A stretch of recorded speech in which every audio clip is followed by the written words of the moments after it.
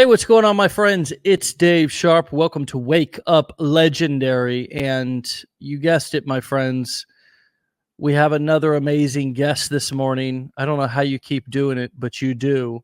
You are the best, most awesomest community of amazing, legendary badasses. Did I just say that? You damn right I did. All right, my friends. As always, you can get a text message reminder when we start this. Oh my gosh. I think I just got my text message reminder. Look at that. Right on time. Oh, there it is. You see it. You see it. If you want to get a text message reminder where you can click a simple little link and head on over to watch this live every weekday at 10 a.m. Eastern time, then you can text WUL to 813-296-8553. The number's on the screen. And throughout this show, we're going to be posting our guest social media links on the screen so you can find and follow her as well. She is a osteopathic manual therapist who's using the power of storytelling to reel, R-E-E-L, reel, get it? Reel in her audience. With that being said, Care, aka Care Bear, welcome to the show. Hello. Good morning. Good morning, all the way from Canada. I'm in the middle. I'm right in Manitoba. Manitoba. For my hockey fans, it's Go Jets Go, but they just got knocked out. So yeah, okay. I'm paying attention to more basketball right now. I'm sorry. Hey, it's okay. Yeah. Okay. We have an amazing hockey team, surprisingly, right here in Tampa Bay, Florida. Yes, you do. It's really hot, but yeah, you do. We've been kicking some major puck over the past, I don't know, almost decade, I guess, or 5 to 10 years, something like that. Well, I always laugh at Stamkos because I'm like, you Canadian boy living in flip-flops heading to the rink. Like, you're living the dream, man. Absolutely. But the Panthers are doing great. Panthers are doing great as well. I think we got knocked out by the Panthers, if I'm not mistaken. I actually think you are correct. Yeah, that Tampa Bay got knocked. So anyways, we've covered our sports. That's what's going on in the world of sports right here, my friends. Let's talk about what's going on in the world of digital online marketing. So this is your second time on the show. We were on back in July of last year. So tell us what brought you to this whole wild world of online marketing in the first place, and then we'll catch up from what's been happening since July. Yeah, great. So I'm Care. I came from, I'm still in the manual therapy world. So in Canada, to be an osteopathic manual therapist, you are not a doctor. We are in like allied health world. So we are like massage therapists, chiros, physios, like privatized clinic style. So both my husband and I do that, and it's wonderful. We love it. It's great. We did 10 plus years each of schooling, and we're very proud of our practice, and it's great.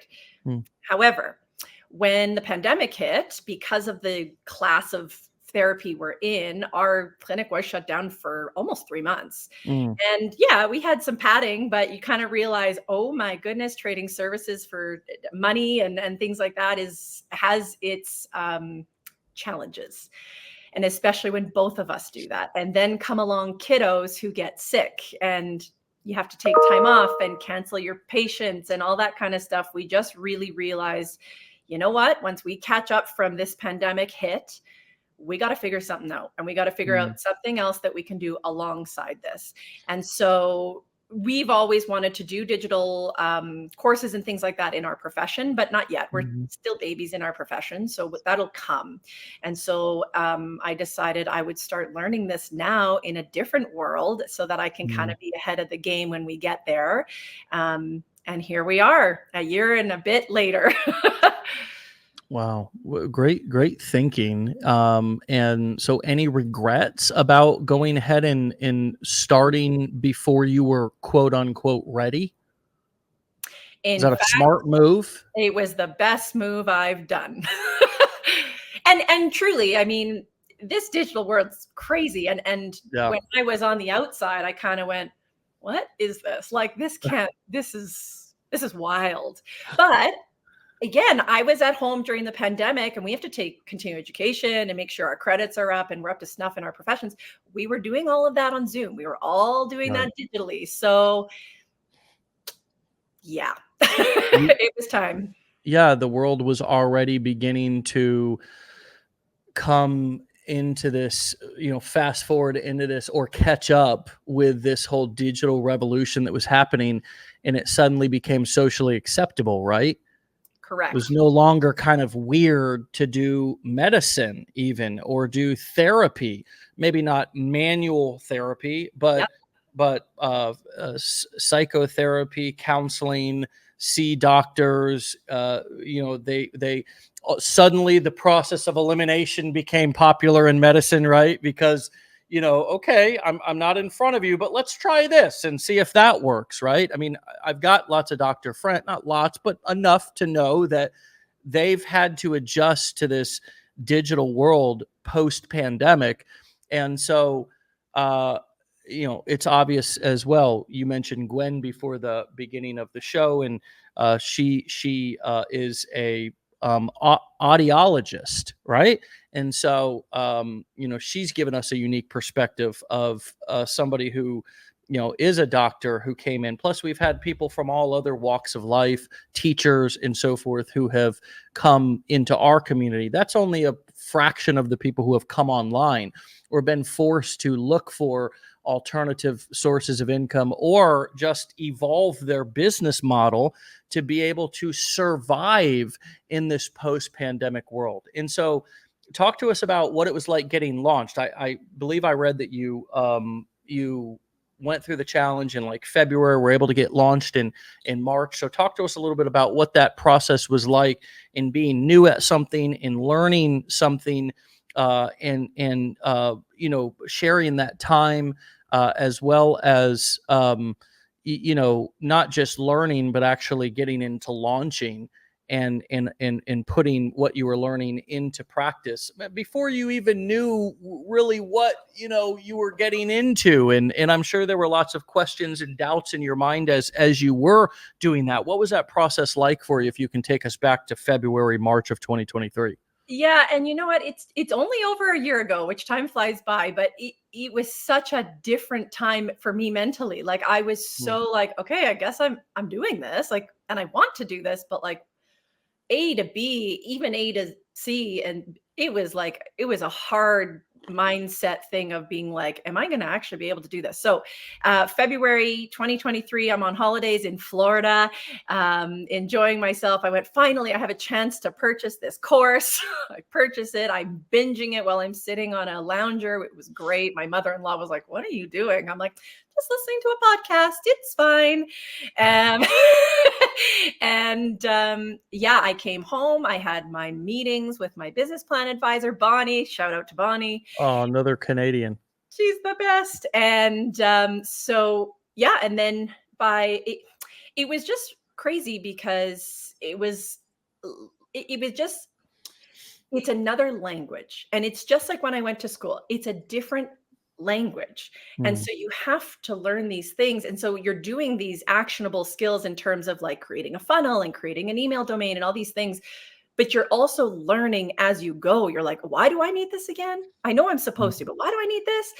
And so mm. as you're absorbing it and really actually comprehending why you do these things, all of a sudden you've got it all on the table and you're ready to go. And you go, oh my gosh, I guess I'm pressing go.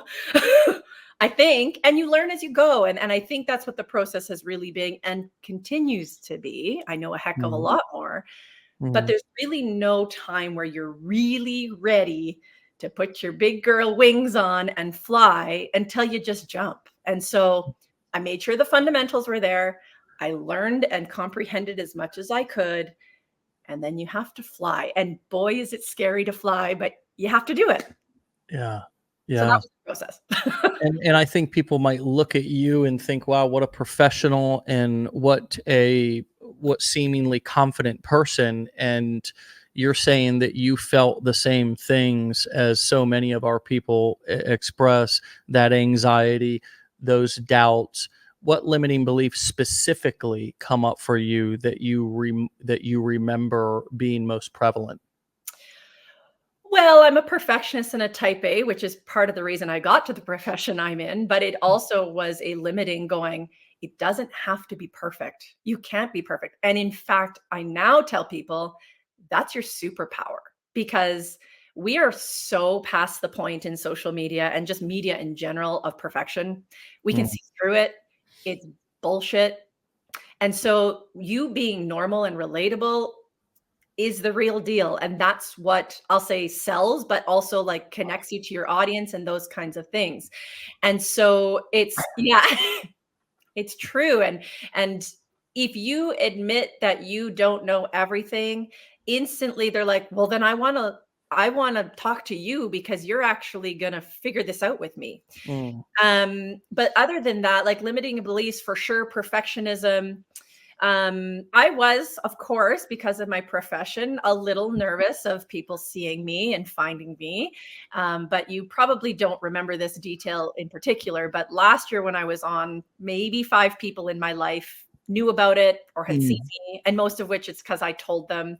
To this day, a year and a bit later, there is still only maybe 10 people in my life knowing that I do this. My parents don't even know. My in-laws don't know I do. Like it's hilarious because I fit it into my life where it's not really, it doesn't consume me. And so that was a limiting belief. But again, as I realized people weren't really going to find me unless they're looking to do this online, because that's the way the algorithm works. It's been great.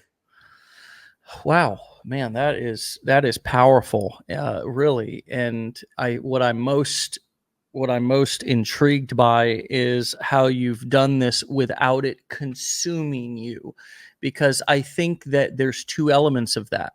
The first element is, of course, mentally consuming. Am I going to agonize over this? Am I going to make this a miserable experience? And part of that is the perfectionism, is the comparisonitis that we always talk about. Am I going to let those elements dominate me, or am I going to have fun? And am I going to have some awareness around those things and work to overcome them? Let go. Let God, if you will, right? That's a recovery phrase. But really it just means let go and let God or the universe or the marketplace sort of take over. You put it out there. You don't really control it at that point. Am I going to embrace those? Now there's also the physical time aspect and the physical space aspect of working 12 hours a day on this, and being glued to my phone and computer all the time. Talk to us now about, since you covered a little bit of the mental or the mindset aspect and some of the limiting beliefs you did need to overcome. How have you not allowed it to consume you from a physical standpoint, whether that be time management or, being glued to your phone all the time or fitting it into your already busy schedule? How have you done that? Well, like everything, it's a work in progress. But there are ebbs and flows to this business, as there is with any business. And so at the beginning, did it consume me a little bit more? Of course, because I was learning it. I was a complete beginner. And again, that perfectionism, is making sure I wanted to make everything perfect. As it goes, you kind of realize, well, hold on, I don't need to put that much energy into being perfect. Okay, so take that off the plate. Let's just make sure it gets out there. Cool. But you got to spend the time to do that. And as you go, you get quicker at posting and doing all the behind the scenes things. I mean, that's the one thing we love about this business is most of it is automated. So as long as you can make sure that the parts that are not automated can become habitual and scheduled in, it's usually a perfect marriage. Now, I have a 5 and 2-year-old. So when I started, I had a 4 and a 1-year-old. Wow. So it had its challenges. And my husband would be like, oh my gosh, okay, like, come on, we got to figure this out, which like with the time management that is. But again, as time has gone, it's gotten better. Now, I will say I've had a few videos kind of go crazy over the year, of course, and different things take off. So that takes a little bit more time management. But really, if you schedule it in, truly, it's totally manageable. And that's someone who's working a full career that I run the clinic. So it's really more than 9 to 5. And a 5 and a 2-year-old and a husband and a social life. And I play my own sports and my own activities and the kids' activities. It's a lot. Wow. I mean, you have a full life. I have a full life. You're living a full life. And this is also a great This is a great talk for those of you who are not feeling fulfilled in life and you think that just it's about a financial solution. Well, I mean, that's certainly, we can't ignore that as if that doesn't matter. And this is also about learning to enjoy life, learning to step out of your comfort zone, learning to, as I'm working on my business and I'm going to work on it intensely, it's going to be emotionally and mentally draining, especially at the beginning, as you pointed out. Do I have any hobbies? How am I taking care of myself? Let me be more intentional with my kids when I'm with them.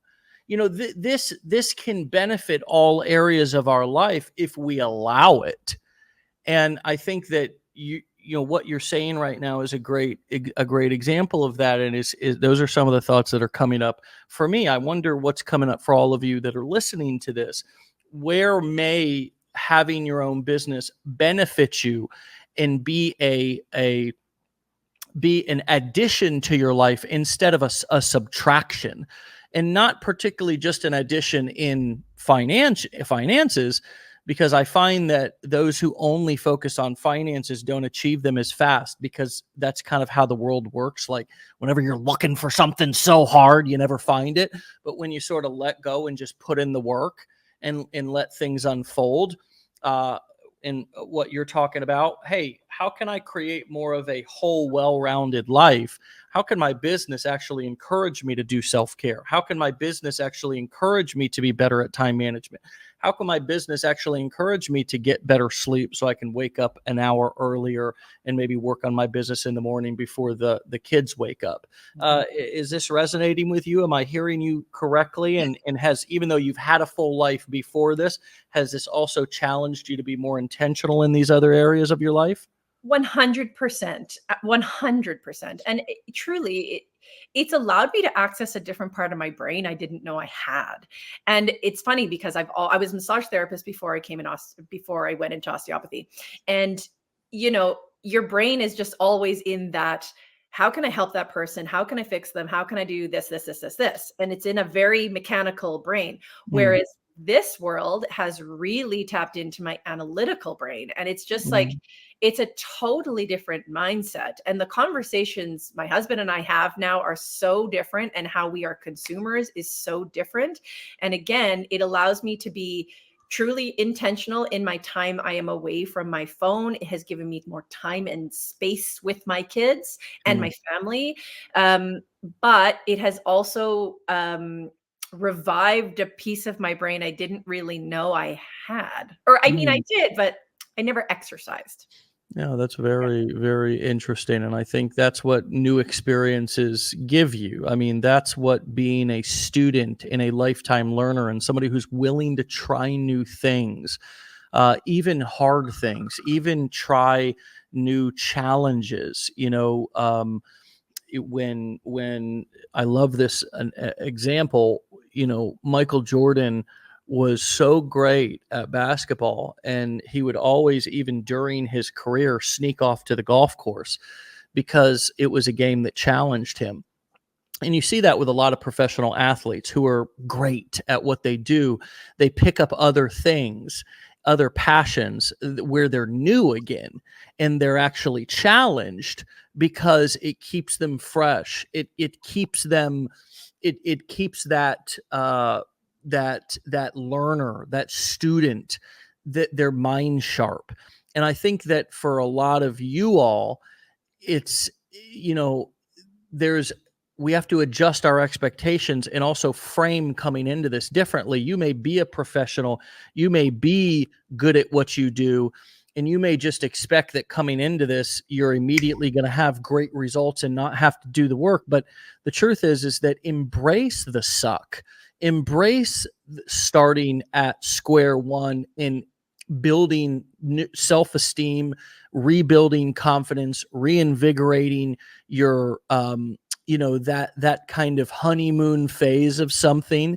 you know uh my experience is, as much as it sucks at the beginning, a lot of times I romance and reminisce about what it was like at the beginning now that I'm further into my marketing career, because things were so exciting back then. I was always learning something new. And now, as I've been doing this for 13 years, I really have to try harder to stay challenged and invigorated and even motivated. And it really is all the same formula. It's doing something brand new. I can remember when I started doing this show every day, I had never done something like this. I had gone live before, but I hadn't interviewed my own clients every day for 45 minutes. It was even hard to learn how to have like a two-way conversation and ask people questions, because I was so used to just always doing all the talking in my videos. And it was a challenge for me. And now I still rant on, as you can see I'm doing right now, but I also have gotten better at asking questions and interviewing people. And it's been quite exciting to go on this journey, and I'm still excited about it. And this show has become a huge part of our business here. And it's just an example that comes up for me. What has been a surprise for you in terms of what you've been able to, whether it be the feedback or how you have been able to do something that at one point you were watching other people do and wondering if you could be successful at it? I can imagine that you've got some cool friends. Gwen, you mentioned her. You're connected with her. You're kind of connected in kind of hanging on the same level as some of these badass marketing legends out here. Do you pinch yourself now? I mean, what are you surprised about? How has this business surprised you and over delivered something that you didn't expect? Yeah, I mean, it's such a good point, because I think when I really compare my, traditional education to something like this, something that it's not that I am surprised, especially now, but the support is Mm, unbelievable in this community. I mean, like Amy Hires and I talk back and forth, Sarah Thompson, Kelly, like all these people. And it's like, these are some top dogs. And I mm, can ask them questions and they're going to respond to me. And I have a community of 5 gals who we are all affiliates for LM. And we kind of sit there and we kind of just like, we talk about, and we're just friends, and we actually help each other, and we're here to lift each other up and mm, not critique each other. And we're just there to support each other. So mm, that's definitely a surprise. I think the other piece too that is surprising to me is the fact that now in my own profession, I'm on a committee with our board and our association to kind of figure out how our therapists can responsibly do this as an additional avenue and venture, and making sure that things are appropriate, because of course in this world you can't just be going out and saying whatever you want, especially in the health field. You can't be making crazy statements and things like that, so to protect ourselves. But I'm a part of that, and I'm pretty like knowledgeable, if I might say. So it's kind of crazy to think that that is also evolving from this, and mm. there's a future there, which is very exciting and interesting, to say the least. Yeah, yeah. That's very cool. It's wonderful when you start to connect your worlds and bring them together, and it no longer your life doesn't see, because at the beginning, as you mentioned, with family, with friends, with career, everything's kind of compartmentalized.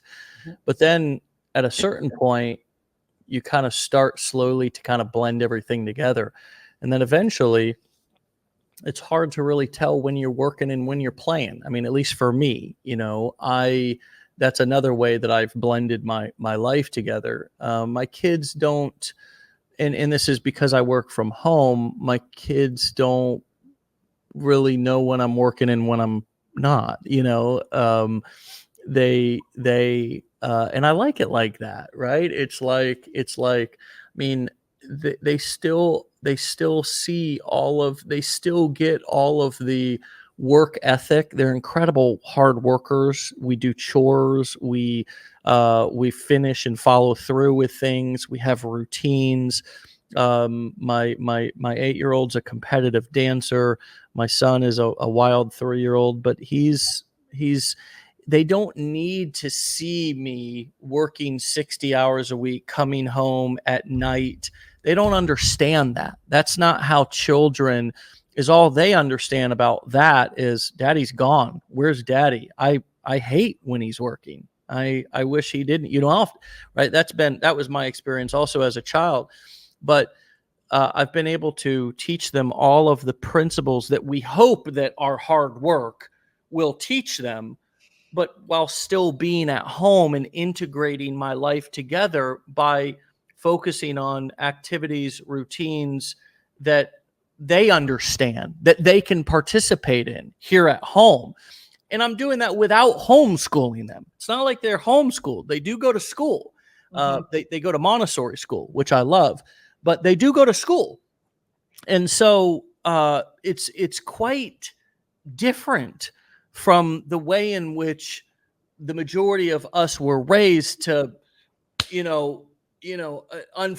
fortunately or unfortunately, if I think back to like where I learned my hard work, it's less about what I saw my parents doing in terms of their profession as well, now that I'm reflecting, and it's more about the way that my dad and stepdad and mom helped in my baseball career when I was younger, and the emphasis they put on practice and hard work and consistency, and also how I saw them working at home, cleaning and taking care of the home, etc. I learned a lot about, so I just think this is breaking a lot of the traditional ways in which we think we need to pass things on to our children. And we can, and also the further we get into our career, as you said, we can begin to integrate things and actually be proud of what we're doing instead of be so nervous that it's going to turn people off and turn people away. I've actually found that most traditional business people are enamored by what I do and want my knowledge and are envious of the lifestyle. So why should I be afraid to let them know what I do? Well, I got to go at my own pace. I got to do what I'm comfortable with. And in some cases, not letting friends and family know is just appropriate. However, the large majority of the marketplace is pretty damn interested in what you're doing once they find out what you're doing and how you're doing it. And they're wondering, again, as you said, how can I apply that to what I'm doing so I can have more freedom? Is that the vibe that you're getting as you're introducing to people?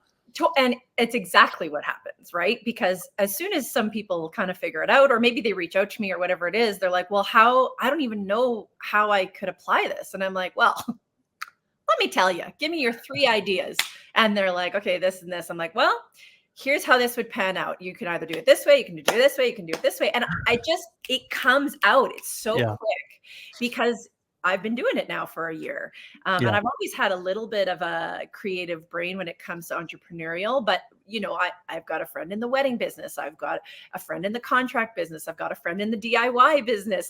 And they all are like, okay, what would you do if you were me? I'm like, well, I'll tell you. And you should, because trust me, when you're sleeping, things are going to be still rolling. So you should do that. Anyways, that's a lot of what my DMs really are is, okay, I think this is what I want to do. What are your thoughts? And I shoot them straight. I don't, what's the point if I'm not?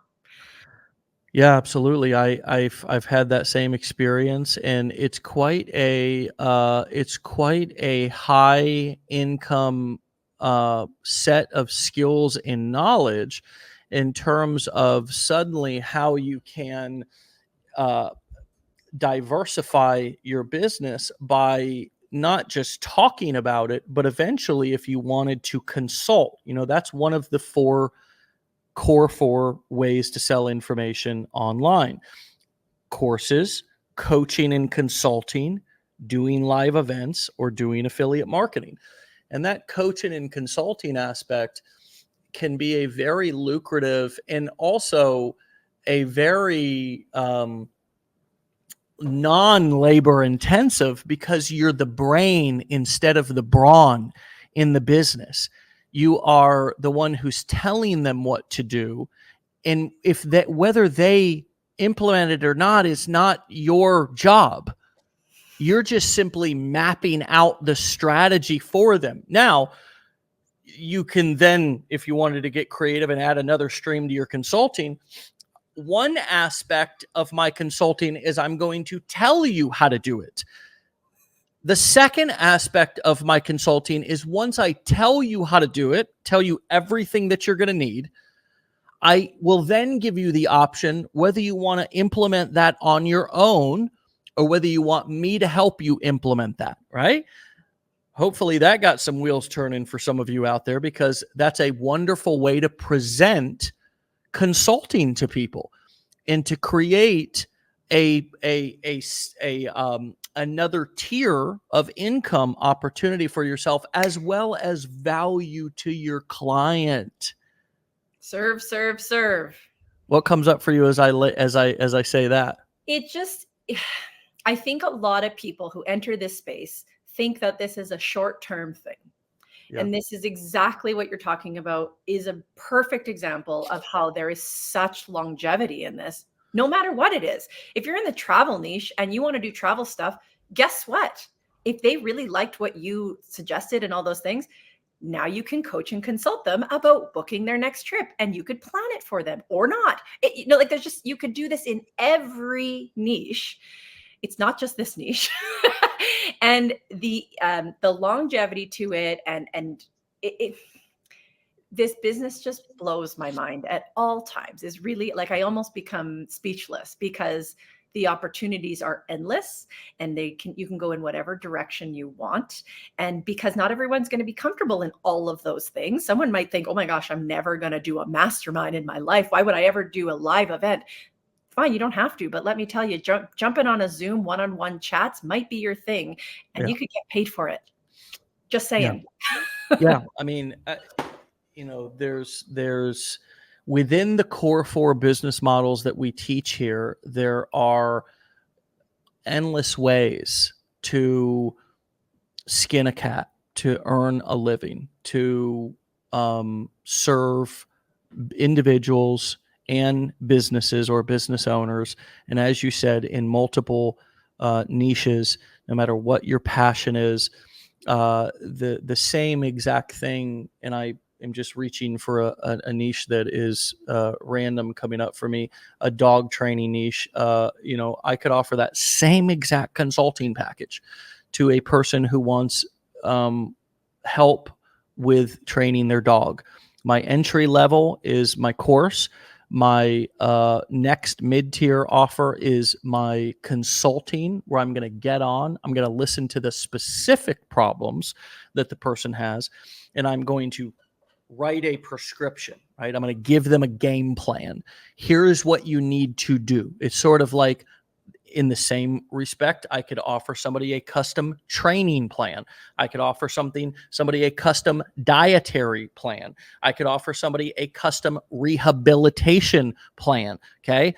And then, you're well off. You have more money than time. Okay. At the end, whether you want it or not, I'm just going to offer you and let you know how I could help you implement this if you want my one-on-one coaching, as well as implementation, or you can take my game plan and you can implement it on your own. Either way, you're going to have clarity about the next steps and the best approach to take to solve your problem. It's there's like I said, there's so many different ways. Live events doesn't particularly mean that I have to do a live event in person. I could do a live event on Zoom now.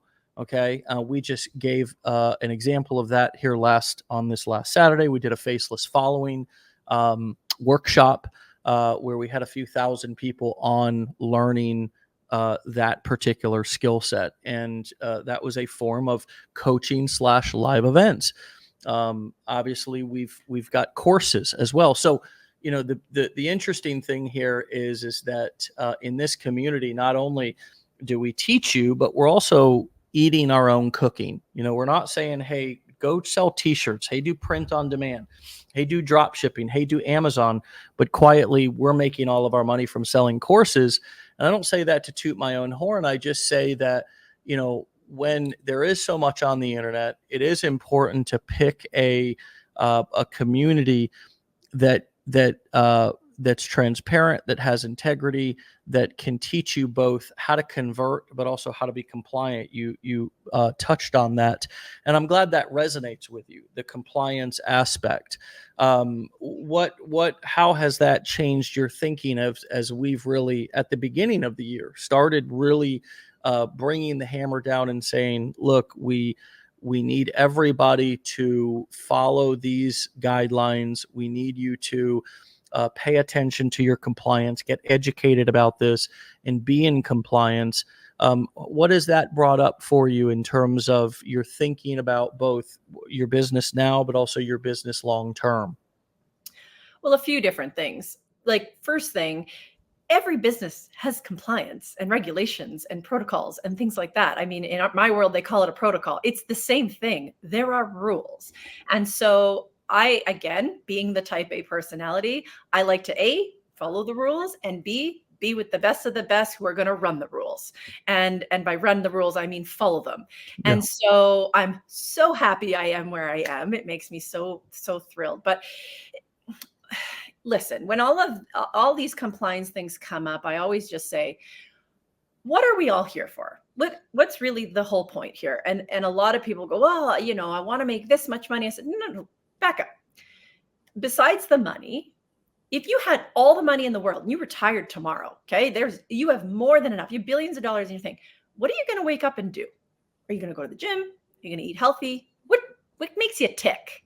And they're like, well, it would be blah, blah, blah. I said, well, then that's probably your niche, because that's probably what you actually want to do. Don't go into something with different intentions. And I think that's where the compliance piece comes in, is I think intentions shift. And it's just really interesting, because I think real people out there who don't know this world, right? Like, this is the game of Jumanji. Like, the digital world is a totally different world. And then they step a foot in and they get scared and they go, well, I don't know what to do out here. And so again, this is why people play in different niches, right? But then once they realize what the whole point really is, then they can spread their wings. And that's where I think compliance is super important, because people actually can understand what rules to follow within their world, right? Yeah. If that makes sense. Hopefully. Yeah. No, the Jumanji analogy is cute. I agree, and it's a part of growing up. It's a part of also becoming legit and learning that being an entrepreneur comes with more responsibility, not less. And there is consequences for actions, and ultimately you're the one, as the business owner, who's going to absorb those consequences. It's not somebody else, it's you. And so it's important to understand the rules of the game. It's important to understand the laws. It's important to understand, and even you don't have to be an expert, but you learn, you strive to both have ethics and integrity in your business, as well as to follow rules and laws, even if you don't agree with them, right? And that can be difficult for people. It's also difficult for people to follow rules and regulations and laws when they see other people who are not, because it's like, well, what about such and such? And that's a difficult choice. And we all get to choose who we want to follow, who we want to listen to out here, who we want to learn from, and whether we want to, listen to people who are telling us the truth, which is sometimes not easy to say or hear, right? The truth is not always easy to say or hear, but the people who have had the courage to tell me the truth in help me to navigate landmines, to not get myself in trouble, to stay out of legal trouble, regulatory trouble. Here in the United States, great, and I'm sure you have it there in Canada too, as much or more than we do. There's so many entrepreneurs who are constantly trying to figure out how to pay less taxes. They think they have the wrong accountant. They think they have the person who's not helping them to, well, I heard that Jeff Bezos pays no taxes, and I heard that Donald Trump pays no taxes. And it's just they read a headline in the newspaper or saw a meme on Facebook and suddenly think that they don't have the right accountant. And the truth is that you don't know the full story. You don't know if the headline's even true. And what I've learned, for example, about paying taxes is it's better to just pay your taxes. You get a good accountant. Your accountant's going to sign off on your taxes. They're going to do everything that they can. If you've got a good one, for example, I've got one that my uncle used for 25 years in his business. And that man is as cheap as anybody that I know. I mean, he's frugal. He's smart with his money. So I know that he's questioned the guy. He's made sure they were doing all the work. And if I want to have more money left over, I need to focus on making more money, not trying to avoid paying taxes or avoid following the laws, right? And the same thing goes with how I market my business.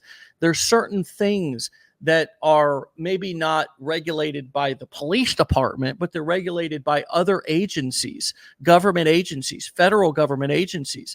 And you don't want to get in trouble with these guys. You don't want to get on their radar. You want to follow those rules and regulations.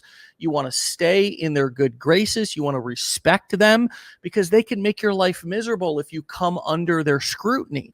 And so it's better to avoid that than to bury your head in the sand and think it's never going to happen to you, or that you're too small, or it's, well, so-and-so's doing it, why can't I? Well, that's the difference between being a leader and a follower.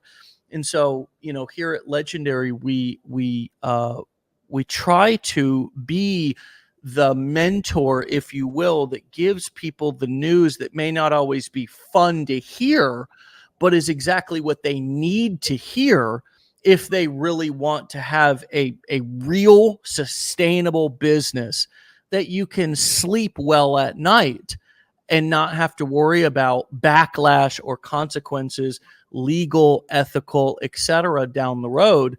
And you'll learn that, you can have a beautiful business that blends both conversions and aggressive marketing. You don't have to be soft or kind of tiptoe and walk on eggshells in the marketplace. You just have to make sure that the marketing that you're doing is not deceptive. It's telling a full story.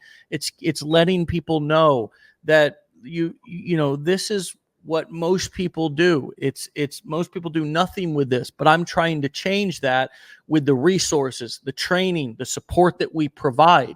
And we've got a pretty good track record of doing that. So let me ask you, what are you ready to commit to, right? It's not about us. It's about what the customer, the student, the person who's buying the training, it's on them. And we need to be reminding people that it's on them. We're not going to do it for them.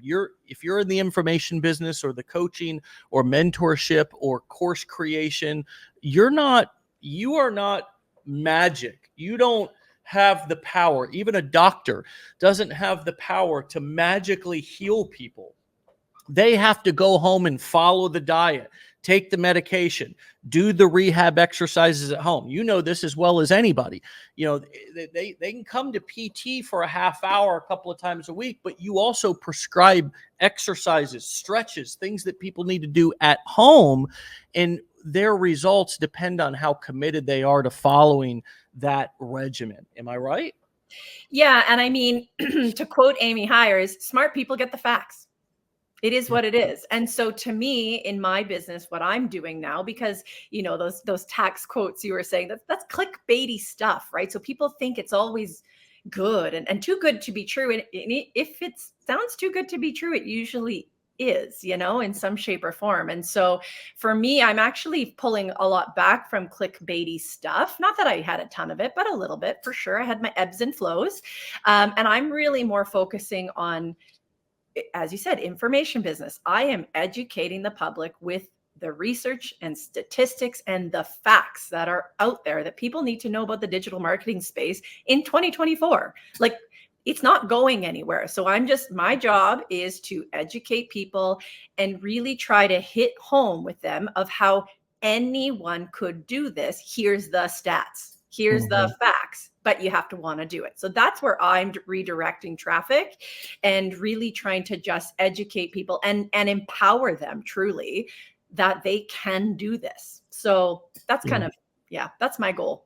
Yeah, I mean, substantiating the things that you're saying is very important, and if you're going to make a claim, make sure that you have the evidence, the documentation to be able to back that up. Not only is that the right thing to do, it's the legal thing to do, it's also best practice in all industries. I mean, if you go to a basic Wikipedia page and there's all these things that are written about somebody, they have all the sources at the bottom. I mean, same in all medical documentation, same in all most professional documentation, or where somebody has made a claim of some sort. There's some sort of substantiation to be able to back that up. And that's great. Using stats, using documentation. I gave people a great example last week. If you want to share all of your income and how much money you're making, go over to EO Fire and look at how entrepreneur. I'm sorry, it's EO Fire. Sorry, I spelled it wrong on my side. Look at how John Lee Dumas, and I'm thinking about doing this as well. It's just such a cool way to give the full story about your income. If you want to share your income, you want to be, Mr. or Mrs. Income Claim. Well, look at how this guy does it. It's such a cool way of doing it. He shares his entire income report. It's not, you have to include what your expenses were as well. It's not just about your how much you made. I mean, it's also about here's the full report. It looks like, hold on, let me see here. He gives every month, and it's such a great learning. I've always looked at John Lee Dumas and thought this was a great idea. And it's so educational because you can see that his income was 162,000. His expenses were 17,000. His net profit was 145,000. Now remember, John Lee Dumas also runs these core 4 business models. And you can see all of his income down here. He runs affiliate marketing, and he gives a breakdown of where everything came from. 3 value bombs each month. You'll never drift to success. It's either you live the life you designed or live the life you don't by default. You have your F6 goals: faith, family, finance, fitness, fun, and friendship. To have what other people have, you have to be willing to do what they did to get it. It's just a really cool thing. Here he's got his breakdown, product, service, income. He sells a journal that brought in $1,200. He podcast sponsorships. I'm sorry, the majority of his revenue comes from podcast sponsorships. He's got a really popular podcast, and he brings in $150,000 a month from podcast sponsorships. He's also got affiliate income here, $5,000 in affiliate income. Promotes ClickFunnels, Bluehost, Audible, ConvertKit. So anyways, he's got, a full breakdown of his income here. And I know in the past he sold some courses as well. I believe he may make those available from time to time for a limited time. He's got his expenses, though. Everything's outlined clearly here. This is an example of evolving your if you want to make claims, you want to talk about your income, then give people the full story of it instead of just that's an example of substantiating it, right? And being and offering transparency to where you can give people the full story. And that's when we evolve our marketing in this whole entire digital marketing space, which we're not going to be able to change everybody, but we can evolve it to a place to where people are not as skeptical and they're more open because they have the full context, they have the full story, whether you're providing sources, whether you're providing articles, data, stats, income reports, whatever you can do to provide value, if you're in this niche anyways, to provide value in the form of transparency and information about where your information is coming from, the better. Yeah, and I agree. And providing information, statistics, results, whatever it may be, reports, for different things too. Like I like to provide that for my audience, my target audience, but also for my niche. And if I can blend them both, even better. But yeah, it's important to do. And honestly, going back to my schooling, I had to write a thesis for 2 years. And that is not a part of my brain I ever thought I'd have or use. It was one of those things, you got to do it. And then you graduate, you never have to do it again, ever, ever, ever. Well, here I am in the digital marketing space using my research knowledge. Mm-hmm. And my husband and I laugh a lot because we both view ourselves not really as academic people. And here we are doing, or here, he's not, but I'm doing literally analytical research for my posts, my content. Yeah. So it's funny how it evolves. Yeah. Well, Care, aka Care Bear, you are a rock star. It's been great to catch up with you. Love it. Look forward to continuing to be a part of your journey and follow you on this extraordinary adventure that you're on. Let me know how I can continue to support you. And thank you so much for your time today. Thank you so much, Dave. Thank you. All right, my friend. We'll talk to you later, okay? All right, everybody, you can follow Care over at Instagram and TikTok, money.mama.care, spelled exactly how it sounds with a dot in the middle, money.mama, M-A-M-A.care, money.mama.care, Instagram and TikTok. My friends, if you hadn't heard, we launched a new 5-day challenge, learn, launch, leadchallenge.com.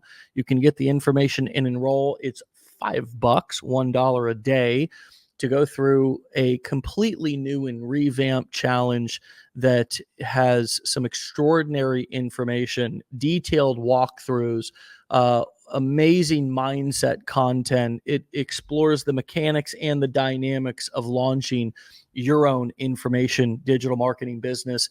My friends, as always, it's a pleasure. Thank you so much for your support, your wonderful comments.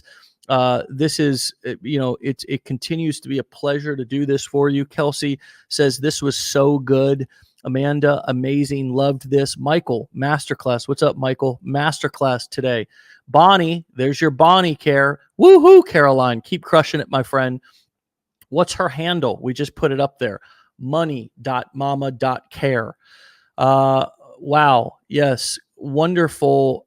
Wonderful. Hey, thinking. Berkshire Buffett stockholders meeting the other day. Transparency. Mike, you got it, buddy. Buffett is that, there's no tricks about Warren Buffett. That's the thing. If you ever watch, and of course, the late, great Charlie Munger, rest in peace. It was cute and sad. Time when Warren, during his stockholder meeting the other day, tried to toss it over to Charlie, and he wasn't there. He recently passed away at 99. But yes, Warren Buffett, the greatest investor of all time, also the most honest, the most simple, the most transparent man you will ever hear speak about investing. Go and watch one of his stockholder meetings. Go and listen to him talk and understand that success doesn't have to be complicated, and it doesn't have to be rooted in deception or manipulation or tricks. It's rooted in being consistent over a long period of time.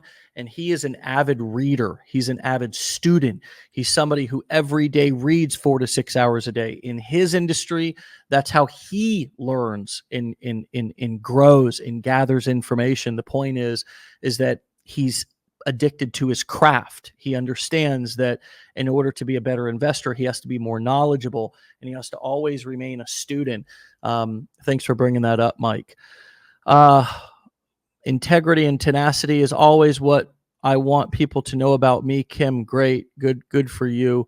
I really need to replay this, says Catherine. This is so amazing. Good to hear that all of you are on the same page and that you're loving. Yes, fact check everything. Smart people check the facts for sure. My friends, it's just a pleasure to be reading these comments. Thanks for all the loving support for care as well. Just really appreciate you all. We'll see you back here tomorrow for another episode. Go ahead and check out legendarymarketer.com/enroll to check out our programs, get started, get off the sidelines, get in the game. And my friends, we'll see you back here tomorrow for another episode. As always, get out of here. Have a great day.